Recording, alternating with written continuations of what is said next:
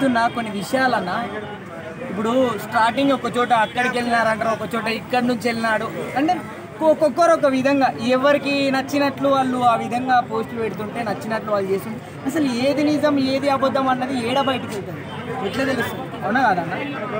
ఇంకొకటి చెప్పాలంటే అన్న, నాకు తెలిసిన విషయం ప్రవీణ్ పగడాల మంద అయినారు అది ఇది అని అంటే కొన్ని వీడియోలు అయితే వదిలినారు. సరే మాస్క్ తీసిన వీడియో ఫోన్పే హిస్టరీ అన్ని బయట పెట్టేస్తే అయిపోతాయి కదా, వాళ్ళు కూడా అంటే నువ్వు క్వశ్చన్ మార్క్ రాదు కదా. నువ్వు అవన్నీ బయట పెట్టకుండా తలకాయ కిందికి వేసుకున్న ఎలిమెంట్ టీదా అయిపోయినాడు అని వాడొచ్చి చెప్తాడు, టీదా అయిపోయినాడు, ఛాయ్దా అయిపోయినాడు.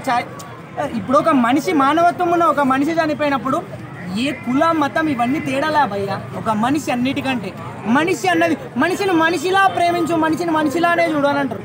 ఇప్పుడు ఏమంటారు, ఇప్పుడు ఒక మీడియా ఉంది, మీడియాలో అన్ని కులాల వాళ్ళు ఉండరా, అన్ని మతాల వాళ్ళు ఉండరా? అందరు ఉంటారు. అందరు పని చేస్తేనే అది మీడియా అవుతుంది. నా కులం వాడే నా కులం, అది మీడియా ఎందుకు అవుతుంది అన్న? దేశంలో కొంతమంది కొన్ని విషయాలన్నా నిజంగా చెప్తున్నా అసలు చాలా బాధ అనిపిస్తుంది అన్న. ఎందుకంటే ఏంది మందు దాయి చనిపోయారు అని అంటే, సరే మందు దాయి చనిపోయాడు, అసలు ఫస్ట్ రోజు నుంచి ఏమైంది భయ్యా?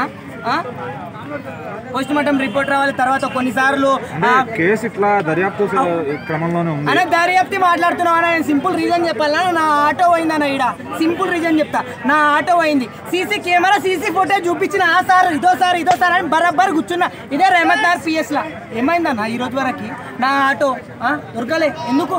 ఇదే మీడియాలో నేను మనుషులతో ఉండనా? నా ఆటో ఏదన్నా సీసీ కెమెరాలో కనిపించిన ఆటో లాస్ట్ ఏడిపోయింది. నువ్వు సీసీ ఫోటోస్ చెక్ చేస్తున్నావా?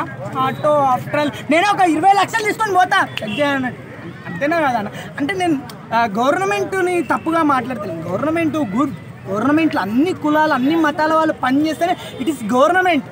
మన ఇండియాలో అందరూ ఓకే అన్న, నువ్వు బాగానే చెప్తున్నావు కాదన్న. నేను అడిగింది చెప్పట్లేదు, నువ్వు పవన్ కళ్యాణ్కి ఏంటి సంబంధం అని అసలు ఎందుకు తీసుకొచ్చావు? అదే నీకు ఆన్సర్ ఎప్పుడు చెప్పినా ఒక్కొక్కరు ఒక విధాలుగా పోస్ట్ చేస్తున్నారు అన్న. నేను వాళ్ళు వీళ్ళు కాదు, ఒక్కొక్కరు ఒక విధంగా అంటే ఎవరికి నచ్చిన విధానాన్ని వాళ్ళు జడ్జిమెంట్ చేసుకుంటున్నారు. తప్పు అంటున్నా నేను. పవన్ కళ్యాణ్కి దేనికి సంబంధము అని అంటే నేను దానికే కదా, ఒక్కొక్కరు ఒక జడ్జిమెంట్ చేసుకుంటున్నారు అంటే దానికి ఏమని వస్తుంది? పవన్ కళ్యాణ్కి దానికి అది అంటే దాని గురించి వస్తుంది కదా భయ మాట. ఎడికొస్తుంది చెప్పు? అవునా? మొన్న రీసెంట్గా కూడా భయ్య సింపుల్ ఒక మాట చెప్తున్నాం. మొన్న రీసెంట్గా ఒక పోరుడు ఒక మాట, అసలు ఏమవసరం భయ్య మాట్లాడనీక?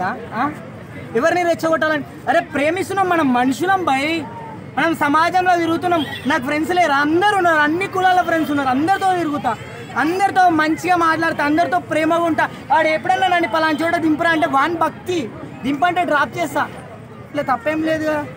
ఫ్రెండ్స్ భయ్య, మేము ఫ్రెండ్స్ ఎవరిష్టం వాళ్ళకి నచ్చినట్లు వాళ్ళు. కానీ మా దాంట్లో మేము అంటే ఫ్రెండ్స్ సర్కిల్లో కూడా మేము ఏమైనా తప్పు చేస్తారే నువ్వు ఈ తప్పులు చేస్తున్నావు చేయొద్దురా అని అనడం కరెక్ట్, దట్స్ అ పాయింట్. అవునా కదా?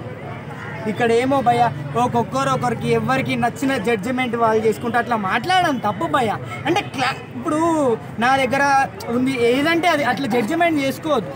ఎందుకంటే ఒక విషయం బయటికి రావాలి, క్లారిటీ క్లియర్. ఇప్పుడు గవర్నమెంట్ కూడా కొన్ని విషయాల గురించి చెప్పినా కదా భయ, అది కూడా రీజన్ ఇట్లా అని, అది కూడా క్లారిటీ ఓపెన్గా పబ్లిక్. ఇప్పుడు పబ్లిక్ ఎట్లా అంటే ఎవరు తెలియ వాళ్ళకి ఎక్కువైపోయింది. ఇప్పుడు నీకు సింపుల్ రీజన్ చెప్పిన, నా ఆటో ఏందనన్న, నా ఆటో లాస్ట్ ఫోటేజ్ ఈడనే చూపించినావు సార్, ఇంకో నెక్స్ట్ ఫోటేజ్కి వెళ్ళు సార్, ఇంకో నెక్స్ట్ ఫోటేజ్కి వెళ్ళు సార్ అని నాకు అడిగే ఆ జ్ఞానం నాకు ఉంటుంది. నేను అడుగుతున్నా, నేను అడిగినా ఆయన వాళ్ళు బిజీ పనిలో వాళ్ళను వాళ్ళు చూడలే, ఇప్పటి వరకు నాకు ఆటో రాలే ఇప్పటి వరకు.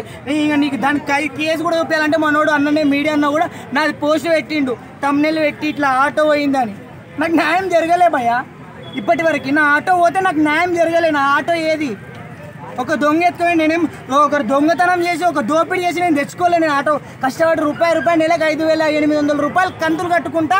ఇప్పటికి 3 ఏళ్ళు కంతులు కడితే ఆటో అయిపోయింది. ఆటో తెంకపోతే దొంగ, ఆ దొంగను కూడా పట్టుకోకుంటే ఇప్పుడు నా ఆటో రాలే కదా భయ్య. అవునా కదా?